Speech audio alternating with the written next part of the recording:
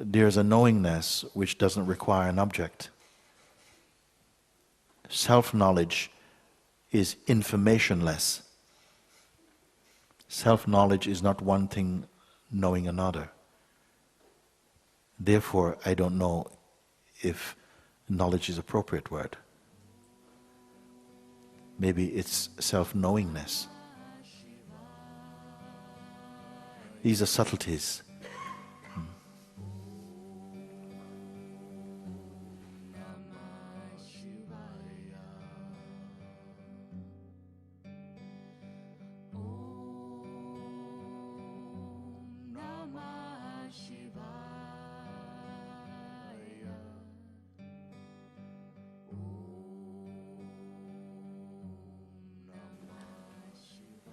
So many influences are contributing to how perception functions in each body. And we feel we are looking at things as they are, but we are perceiving what we are conceiving also. I don't want to go off on this. Everything I'm saying is it. It's just another way of putting it, the same thing. There will come a time we won't have to talk like this anymore. We won't have to talk like this anymore. You will just know. Thereafter, whatever you are speaking about, eggs and tomatoes, newspapers, shoes, it will be infused with the spirit of being.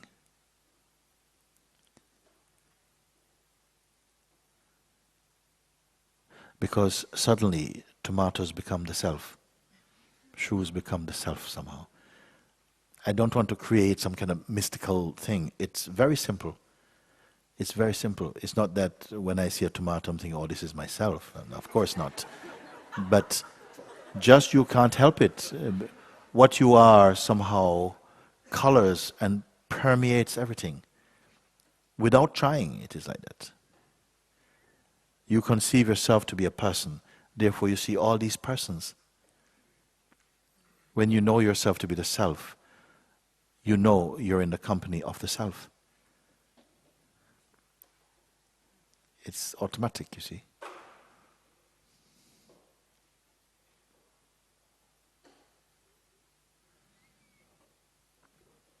Throw everything away. Throw everything away. Do it now. Try. Anybody up for it? 3, 2, 1. Throw everything away.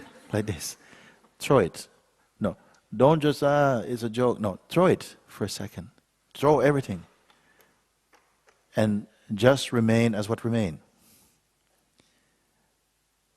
What doesn't get thrown? What cannot be thrown? You will see if you do.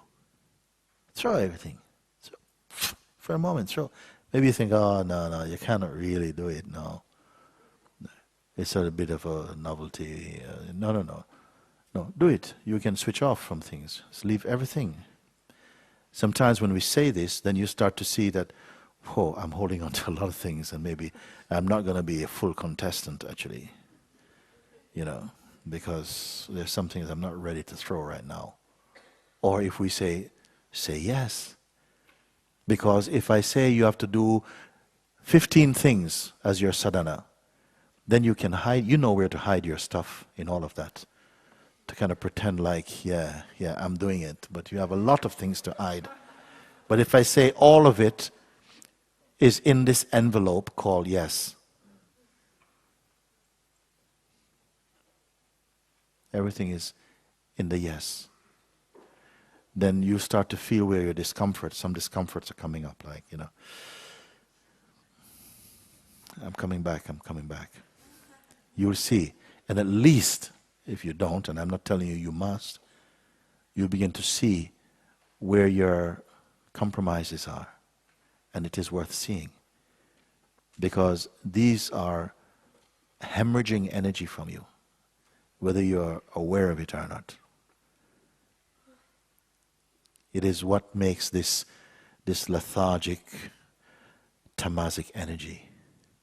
Like something inside is saying, okay, try as much as you can to convince me, but you won't. There's kind of energy like this. Yeah, I mean, try, and, yeah, enlighten me, go.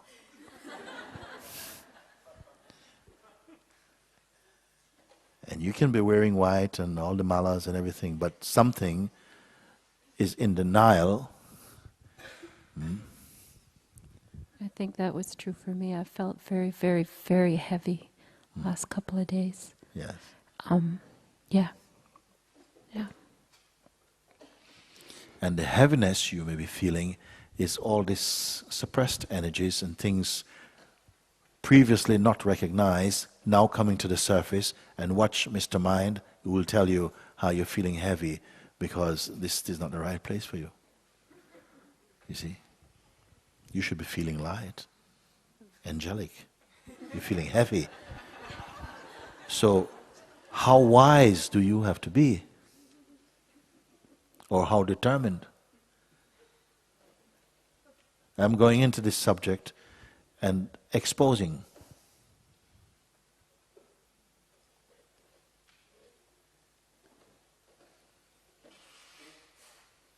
So that you can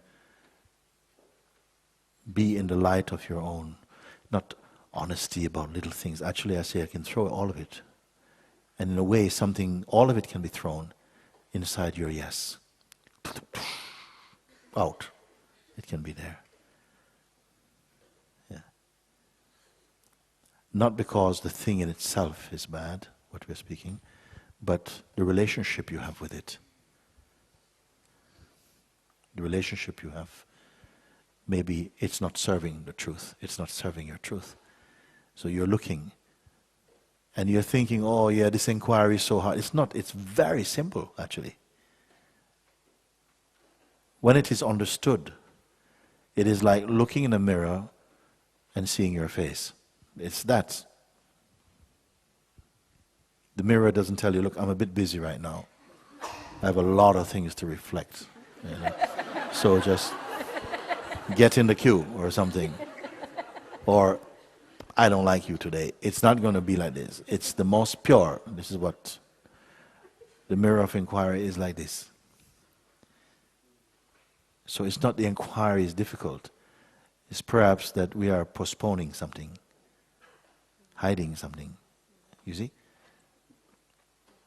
I don't like to talk about this too much, because the we that we are talking about, I don't give credit to that we. I only give it the credit because you credit it. This we who are hiding is also illusory for me. So if we're going to talk about this person who is hiding and who must come a bit more, we can be talking a very long time, because we have been hiding out a long time. But if I speak to you as I do, as consciousness, everything becomes a lot easier. Originally, and still original, your I means consciousness. I am not addressing you as a person speaking to another person about personality, but more as consciousness conversing with consciousness about consciousness. And it is a huge difference. I don't believe in a person. A person is a very fickle concept, very unsteady.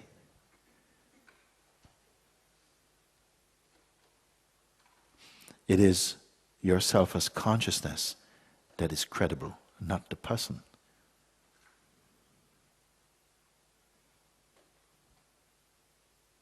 For a person to change something, they must make action and movement and effort. But it's not the same with consciousness. Somehow there's a reminding, a pointing, and just through understanding, things come back into alignment. This is the power of consciousness. So if you're listening as a person, then little will change. Your experiences will be momentary, bright but momentary. But listen as the consciousness you are.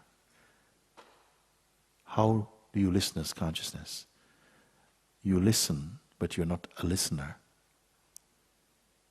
Just listening occurs in you. Understanding, comprehending occurs spontaneously in you. This is your power. This is the grace of consciousness.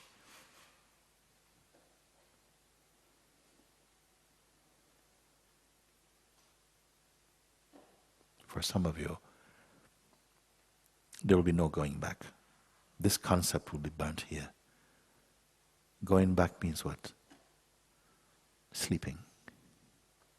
Going back means back to the old regime of thinking. For some, I know. In every place I've traveled, there's always been some. Neither need they feel I go forward, even. But you're confirmed in your here-ness. Not the here of time,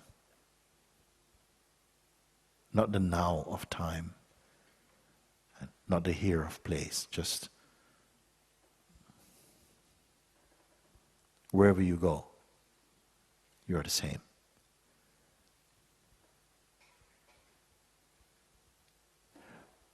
I am not imparting this to you as a teaching. I also don't believe so much in teaching, nor in learning, though it happens, but more in recognition and direct experience.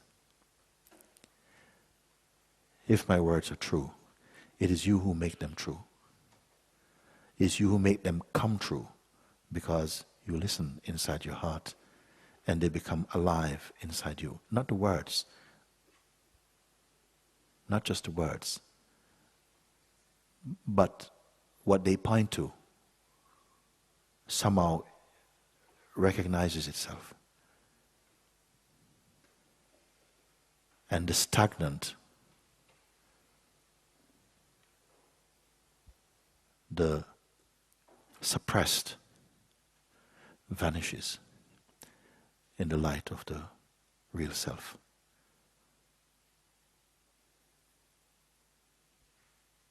The serpent mind loses its tongue in the presence of the real self. You are that self. It's not that you're going to become that. Maybe you stop becoming something and recognize your timeless being. Everything I say points to now. But there's no haste.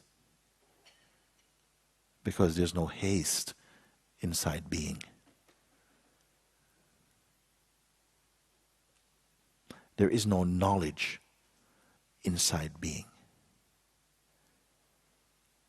But when knowledge is needed, knowledge will sprout. When knowledge is not needed, it will not be there. This is the economy of being.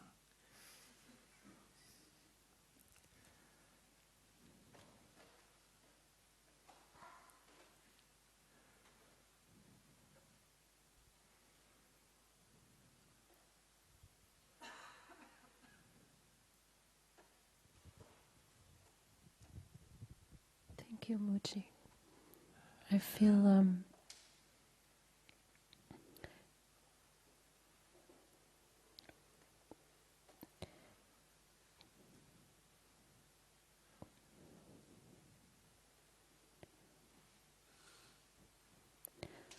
again, there's no It's words. fine. Just thank you.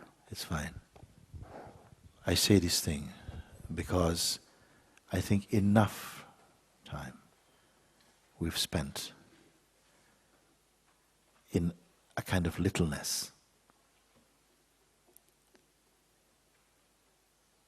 to continue to speak on the level of personhood with such consistency and such loyalty. in the presence of the magnificence of being, which we are, and which we maybe unconsciously deny. But I try to bring the light of your own recognition to wake up that light inside.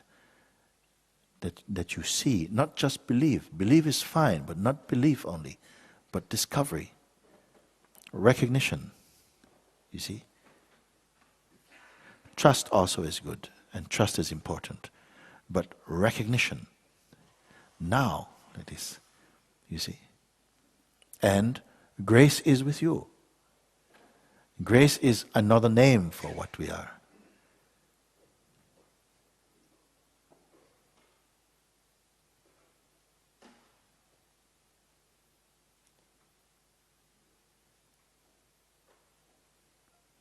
So I can look at you in the eyes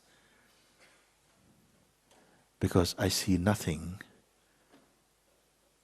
to hide there. I see nothing imperfect there. But if you continue to relate only from the personhood, then a dirt is there. A darkness is there. And we are courting it. We are here to transcend. This is the mighty game. I put it like that. The mighty game is to transcend the influence of the mind. While we embrace identity, mind has a function. Yeah. It is said in one of the hadiths of the Prophet Muhammad, he said when God made the world, God made a command to the universe. Serve those who serve me, which is truth, and make tired those who serve you. Serve those who serve me. Serve those who serve truth, who honor truth, and make weary, make tired those who serve you, the world. The ego, just the mind. Because everything is inside us, the power to see and to make use of the power, the wisdom, the light, the understanding, to not be deceived, to not be swept away by the curling fingers of the mind, but hold your ground as the undivided seer. All this, a game that each one must transcend, if not this life, maybe another. But I say, if you wait 1,000 years to discover this truth, on the day and in the moment that you discover it, it will not be unlike this moment.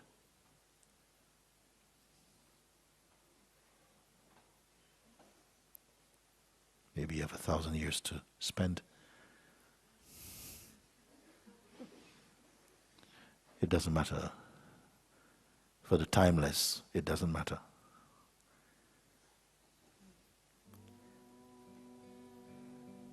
The great things of men is a little thing to God.